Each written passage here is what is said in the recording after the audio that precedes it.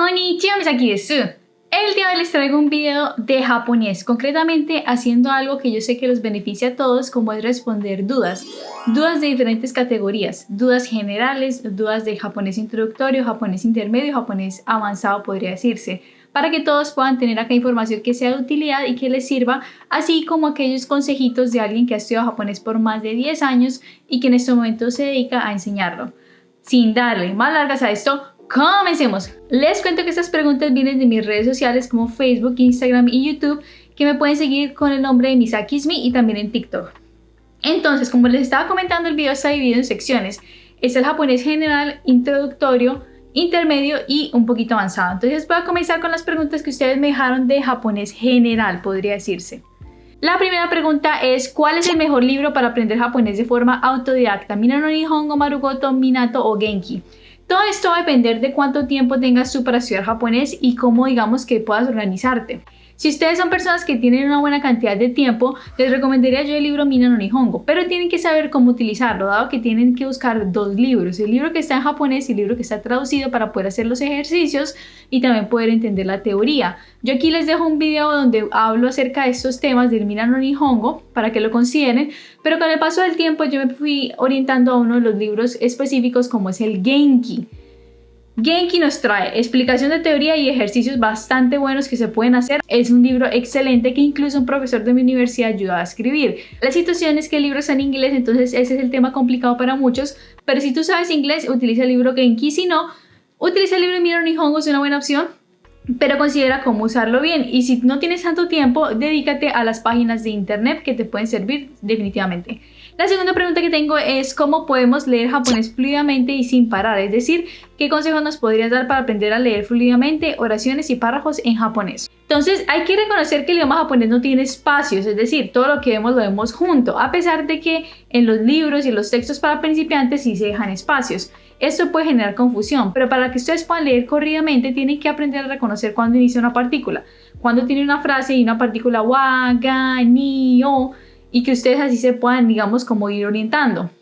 También les tengo que contar entonces de que uno de los tips para poder hacer esto es precisamente que comiencen a leer, por ejemplo, en voz alta. Aquí les dejo página, por ejemplo, donde encuentran cuentos en japonés. Sí tienen los espacios porque son para principiantes, pero ustedes pueden buscar cualquier tipo de lectura en japonés. Si tienen un nivel avanzado, podrían buscar una lectura de un periódico, por ejemplo. Está esta página de noticias fáciles de la NHK que les puede servir también. Entonces la gracia es que ustedes intenten leer para poder mejorar su habilidad de lectura, valga la redundancia, y que se acostumbren siempre a ver cuándo inician las palabras, dependiendo de que venga una partícula y así sucesivamente. Para que tú tengas mayor facilidad, tienes que aprender a reconocer el vocabulario, pero eso con el paso del tiempo lo van a lograr definitivamente si le ponen dedicación. Ahora seguimos con cuántos kanji se enseñan en la escuela, y hay algún kanji que se pronuncia igual en chino y en japonés. En la escuela se enseñan 2136 kanjis, que son los kanjis para el nivel N1 de japonés que tienen que ustedes dominar en la vida diaria. Y si hay un kanji que se pronuncia igual, por ejemplo el kanji del número 3, aquí les dejo las dos pronunciaciones. San. Sam. Siguiente pregunta: ¿nos puedes dar algunos consejos para poder soltarse y perder el miedo a hablar en japonés? Porfa. El consejo es precisamente que ustedes se pongan a hablar en japonés. Si ustedes no hablan japonés, nunca se van a poder soltar, porque claramente no lo están practicando. La solución es que ustedes lo practiquen y así se pueden ir soltando. Les cuento también que ustedes, si no tienen amigos con quien practicar constantemente, grábense y escúchense en la grabación. Hagan un juego de roles, hagan, digamos, que algún tipo de ejercicio y se puedan escuchar. Y también, aunque no se esté directamente relacionado con el habla, es que ustedes escuchen muchas series y que traten de repetir algunas frases que ustedes ven.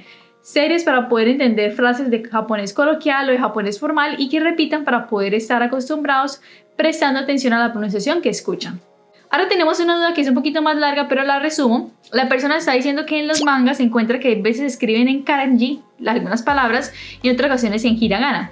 Yo aquí esto lo busqué muchísimo y no encontré una respuesta como tal que fuera oficial, pero esto se ve cuando se quiere resaltar alguna palabra. Se puede escribir en hiragana o incluso en katakana. Todo eso es para que la palabra se resalte por temas de facilidad o porque el kanji no sea un kanji tan conocido. La persona también nos preguntaba entonces de que si estaba estudiando, ¿cómo debería ser? Estudiar en hiragana, estudiar en kanji, o sea, ¿cómo para que no le afecte? La solución es que ustedes siguen estudiando la palabra en kanji porque así se van a acostumbrar. En la vida real la van a conseguir en kanji, no en hiragana. Entonces hagan ese método, estudien en kanji, en hiragana no la estudien, pero cuando la vean no se sorprendan porque la vean en hiragana o inclusive en katakana. Tenemos otra pregunta de lenguaje de restaurante, estación de tren. Tengo dos videos para eso, uno en el restaurante y uno acerca del transporte público. Ahora seguimos con el japonés introductorio. La primera pregunta es cómo se utilizan los tiempos verbales. En japonés tienen que reconocer que hay tiempos verbales básicos como es el presente y el futuro que se manejan igual, presente simple y el pasado, tanto positivo como negativo. Ustedes tienen que entender que hay siempre una raíz de un verbo que no cambia. Por ejemplo, si cogemos el verbo de despertarse en las mañanas, okimasu, tenemos siempre oki, okimasen, no me despierto en las mañanas, okimashita, me desperté, okimasen deshita, no me desperté. Entonces siempre acostúmbrense a que vean una raíz y a partir de ahí lo van a ir cambiando. Cuando aprendan tiempos verbales más avanzados, como por ejemplo la voz pasiva, el causativo, el imperativo, el potencial, ahí el tema se va ampliando porque tienen que reconocer qué grupo de verbo pertenece cada uno. Pero para, digamos que una duda introductoria, esta sería la clave. Seguimos ahora con esta pregunta que es ¿qué le gustaría una explicación sobre las partículas y en qué casos se usan?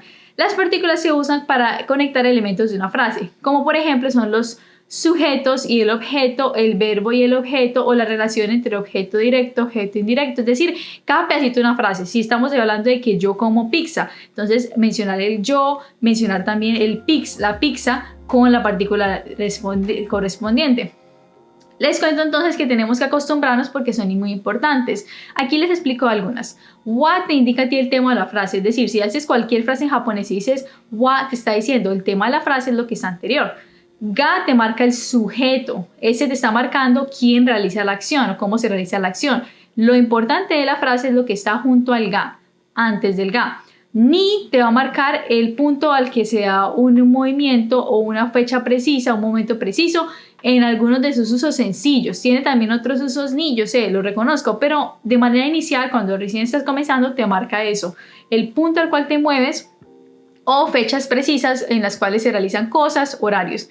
O siempre te va a marcar el objeto directo de una frase, es decir, sobre qué cosa o sobre quién va a recaer la acción. Si la acción es, por ejemplo, comer pizza, tenemos la palabra pizza, tenemos o y tenemos el verbo de comer. Y por último tendríamos no, que me mencionaste, que te marca la posesión o la propiedad de algo.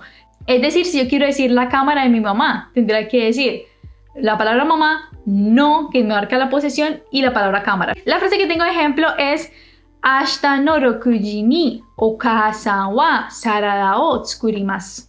Mañana a las 6, en punto a las 6, la madre, va a hacer una ensalada. Seguimos ahora con el japonés intermedio, ya vamos terminando el video, que es una duda entre la forma potencial, la que termina por ejemplo en eru, areru, y el dekiru de japonés. Si estás estudiando y estás en un nivel intermedio, te has dado cuenta de que puedes indicar la potencialidad, es decir, el poder hacer algo con la conjugación del verbo o poniéndole koto ga dekimasu.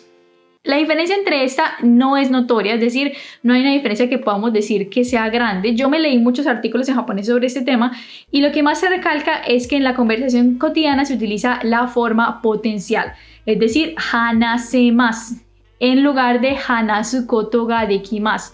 Hanasu koto ga dekimasu es una forma muy rígida que se ve más que todo en los escritos versus hanasemasu, que sería la que es más conversacional.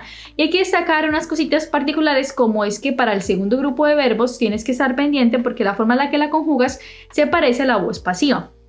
Y otra cosita para destacar también que les recuerdo es que los japoneses suelen omitir cositas. Entonces, por ejemplo, cuando hablen del verbo de comer, taberaremasu, puede que digan taberemasu, para que estén pendientes. Y la última duda que tenemos es muy amplia, pero escogí solamente un tema que está relacionado con algo avanzado, como es la forma pasiva del japonés. La forma pasiva se conoce como ukemike. Y esta tenemos que entender primero a qué se refiere y luego cómo armarla. Sabemos que en español también tenemos esto, solamente que quizás en español ignoramos cómo se hace.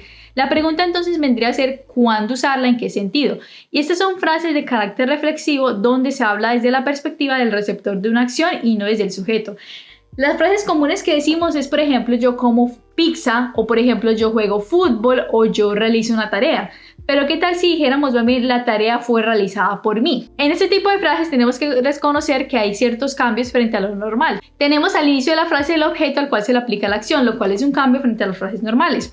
Y el sujeto está ubicado en una posición después con la partícula ni. También tienes que reconocer cómo se va a cambiar cada verbo. Dependiendo del grupo específico, tiene que conjugarse apropiadamente. Un ejemplo que doy es sensei wa gakusei o homemashita. El profesor elogió al estudiante versus gakusei wa sensei ni homeraremashita. El estudiante fue elogiado por el profesor.